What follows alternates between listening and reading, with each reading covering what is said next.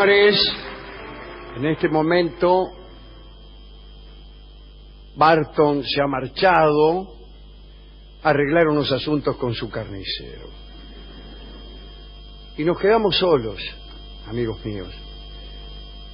Yo aprovecharé este momento de soledad para hablar de Richard Barton, ahora que no está. Richard Barton no es el marido de Liz Taylor. Para hablar de este Barton, debemos ir primero a Alejandría, al siglo XIV, mucho antes, a lo mejor, tal vez a la época de Alejandro Magno, y encontrarnos con los llamados confabulatori nocturni, que eran unos sujetos que solían contar cuentos en las esquinas. Allá por el siglo XIV, en Alejandría, ya estaban instalados allí los musulmanes, se juntan, se recopilan una serie de fábulas cuyo origen se remontaba quizás hasta la época de Alejandro. Estos cuentos venían de Persia, pero algunos venían del Asia Menor. Con todo eso se hizo un libro infinito, libro que no terminaba nunca, Alf Laila wa Laila, las 1001 noches, o las 1000 noches y una noche, o las noches arábigas, Arabian Nights. El título ya sugiere un libro infinito, porque decir 1000 noches y una noche es decir más de 1000, y 1000 es infinito. Bueno, el cónsul inglés, el capitán Richard Francis Barton, emprendió la traducción de las 1001 noches. Trataba, por cierto, de aniquilar a un traductor anterior, que era Edward Lane, pero antes que él había estado un francés, Juan Antonio Galland, que tenía un asesor marmita. La traducción de Galland es rara.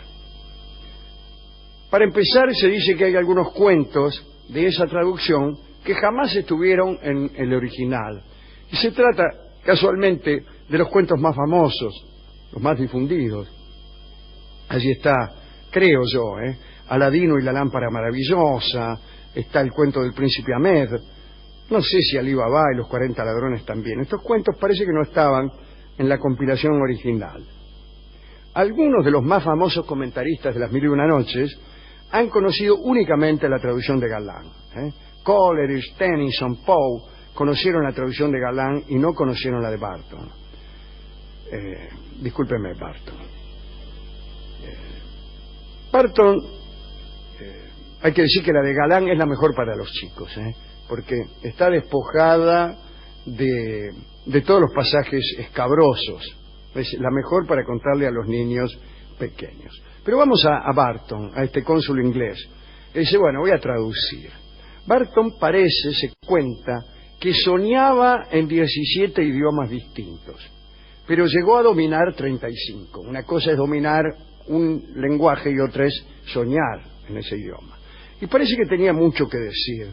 Hay 72 volúmenes con su obra, una obra muy considerable, algunas rarísimas. Doy los títulos: Goa y las montañas azules, Sistemas de ejercicio de bayoneta, Relato personal de una peregrinación a Medina, Las regiones lacustres del África ecuatorial, Exploración de las mesetas de Brasil, Sobre un hermafrodita, lo digo de nuevo, Sobre un hermafrodita de las islas de Cabo Verde. Bueno, ¿quién no leería este libro?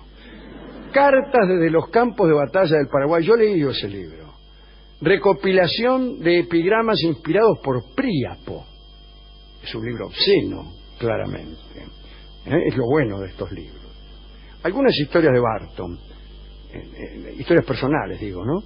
Disfrazado de afgán, peregrinó a las ciudades santas de Arabia y besó el aerolito de la Caba. Ustedes saben que si un incircunciso, un nazrani, profana el santuario, debe morir. Y Barton fue uno de los pocos incircuncisos que pudieron jactarse de haberlo hecho. No de haber muerto, de haber profanado la Caba.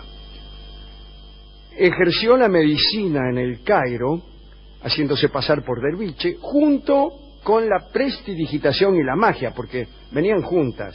Un médico que no sea al mismo tiempo mago y prestidigitador, de poco vale. En 1858 comandó una expedición en busca de las fuentes del Nilo. Descubrió el lago Tangañika. Un rato antes, los somalíes le atravesaron la mejilla de un lanzazo, le atravesaron. Parece que el tipo tenía la boca abierta, andá a saber, hicieron un agujero, o quizá dos. Yo calculo que le habrán hecho uno. Sería mucho más lindo que le hubieran agujereado las dos mejillas. Entraban por una y salían por la otra, pero no, le agujerearon una. Uno puede pensar cosas graciosas como Barton fumando y escapándosele el humo por el agujero, etc. Anduvo, como ya se ha dicho, pero insisto, en ciudades vedadas a los europeos. En Abisinia, estuvo en Harrar, estuvo con los caníbales del Dahomey en el este de África, y hubo rumores de que también él había comido carne humana. Parece que en el Dahomey hay carnicerías de carne humana, y todos los carniceros se llaman Francisco, incluso en el Dahomey. Odiaba Barton a la democracia y al cristianismo, amaba el Islam y a Lord Byron. Escribía desde la mañana en un enorme salón que tenía 11 mesas, cada una de ellas con material para un libro. Atención con esto, aquellos que se niegan a escribir porque no les sale. El tipo tenía 11 mesas y en cada una un libro con su tintero, plumas, papeles, digamos, y cosas. Por ejemplo, otro libro para copiarse y así. No está mal, Muchos de nosotros leemos varios libros al mismo tiempo. ¿Por qué no concebir a alguien que escribe varios libros al mismo tiempo, incluso sometiéndose a la delicia de las confusiones? A esa misma confusión del que está leyendo más de un libro. Uno puede estar leyendo a Kafka y a Héctor Gagliardi y se le mezclan el sapito con las cucarachas. Bueno, esta primera edición de esta traducción de las Noches Árabes, o la primera edición, porque él le puso Arabian Night, ¿no? Noches Árabes, fue limitada a 1000 suscriptores del Barton Club, con compromiso de no repetir esta edición. Hay reediciones de esto, pero siempre omiten pasajes. La edición tal como esa original no se repitió nunca. La última vez que hablamos de Barton, hicimos un comentario que me parece que vale la pena repetir, que es el diferente auditorio que iban a recibir las noches. Esta creo que es una idea de Edward Fitzgerald, aquel que tradujo, y según algunos inventó, a Omar Khayyam. Gracias a Fitzgerald se conocieron en Occidente los poemas de Omar Khayyam. Y Fitzgerald dijo, mucho mejor y antes, esto que voy a decir ahora. Los cuentos de las 1001 noches eran contados por algún atorrante árabe en una esquina ante un auditorio. Imagínense, ¿no? A los paisanos aquí en los pueblos, reunidos alrededor de un tipo. Pero el auditorio de la traducción de Barton era otro. No eran muchachos que estaban en una esquina oyendo cosas, sino 1000 señoritos ingleses que desde luego tenían otra formación. Por ejemplo, los árabes ingenuos del año 1000, en aquella esquina de Alejandría, hubieran apreciado que una ballena muriera al escuchar el grito de un hombre. Un tipo grita y la ballena se muere. Mientras que los londinenses apreciaban que hubiera hombres capaces de creer que alguien pudiera matar a una ballena con un grito. Son diferentes cosas, ¿no? Yo, que pertenezco más desde luego al segundo auditorio que al primero, no nos vamos a engañar, ¿no? No vamos a jugar tampoco al muchacho de barrio.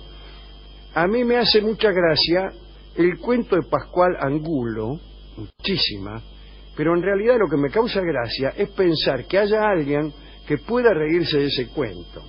Eso me causa gracia. Mientras que a los árabes de Alejandría les haría más gracia que un señor se cambiara el nombre e igualmente fuera escarnecido. Tal es el argumento, no desdeñable, por cierto, del cuento de Pascual Angulo, que desde ya aclaro, no forma parte de la colección de las 1001 noches.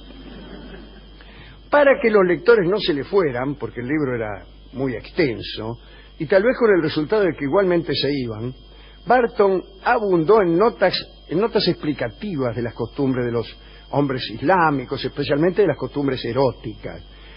Y las notas al pie, yo creo que tienen tanto interés, si no más, que las noches. El primer ensayo de Barton había sido un informe sobre los prostíbulos de Bengala. Algunos temas de las notas. Defensa de los castigos corporales. Ejemplos del respeto islámico por el pan. Los pelos de las piernas de la reina Belkis. Teoría y práctica oriental de la ingratitud. El pelaje preferido de los ángeles, que como bien sabemos es el overo. Mitología de la secreta noche del poder. Diatriba contra el régimen democrático. Noticias de las partes pudendas del musulmán, que como saben ustedes, en el hombre van del ombligo a las rodillas y en la mujer de los pies a la cabeza. Ponderación del asado argentino. Molestias de la equitación cuando la cabalgadura es humana. Proyecto de cruzar mujeres con monos para lograr buenos proletarios. Estas son algunas de las notas de la traducción de Barton. Bueno, algunos le han achacado a Barton pobreza de estilo, ¿no? Las 1001 noches están llenas de unos diálogos, por ejemplo, que son más o menos así. Buenas tardes, dijo el derviche. ¿Cómo le va?, dijo el califa. Bien, dijo el derviche. Y cada vez es dijo, siempre es dijo. Littmann, Eno Littmann, que fue el otro traductor, un alemán, ¿no?, se acusaba de haber mentido para evitar eso en su traducción. Y todo lo que consiguió fue un catálogo de sinónimos. Declaró, manifestó, contestó, respondió, espetó, gritó, aulló, pensó, conjeturó, dudó. Y no sé si esto es enriquecer el idioma. Como bien nos dice Borges, a veces para evitar repeticiones se interna uno en regiones pantanosas. Y decía que los periodistas empezaban hablando del presidente, luego del ingeniero fulano, después del primer mandatario, del jefe de Estado, y así hasta que uno no sabía de quién demonios estaban hablando. Todo para no incurrir en repeticiones. Otro amigo de Santos Lugares decía que hay gente que escribía 3 páginas de más con tal de no repetir un qué. Bueno, hay que dejarse de jorobar, ¿no? Yo creo que hay méritos suficientes en nuestro amigo Richard Barton para merecer nuestro más caluroso homenaje, por esa extravagancia del pensamiento, por esa desmesura de la creación. Hay una noche, en las 1001 noches, que hemos mencionado muchas veces. Es la noche 616, donde Sherazad le cuenta al rey, entre tantos cuentos que le ha venido contando, su propio cuento. Le cuenta: había un rey que mataba cada noche a su amante. Bueno, cuenta la propia historia del rey y de quién la está contando en la colección de cuentos. Fíjese hasta dónde llega esta consecuencia, que es que si fuera absolutamente rigurosa en ese contar, el libro no acabaría nunca, porque tendrían que contarlo del siguiente modo: noche 616. Había un rey que mataba a sus esposas después de amarlas. Una de ellas, para evitarlo, comenzó a contarle cuentos. La primera noche le contó este, la segunda la tercera etcétera, y repite todos los cuentos. En la noche 616 le contó un cuento que decía así: había un rey que mataba a sus esposas después de amarlas. Una de ellas, para evitarlo, comenzó a contarle cuentos. El primero decía. Quiere decir que el libro se torna en un libro eterno. Y la única manera de salir del eterno retorno es detenerse. Detenerse y terminar el relato en la noche 615. Es decir, en la noche anterior. The night before. Oh, no.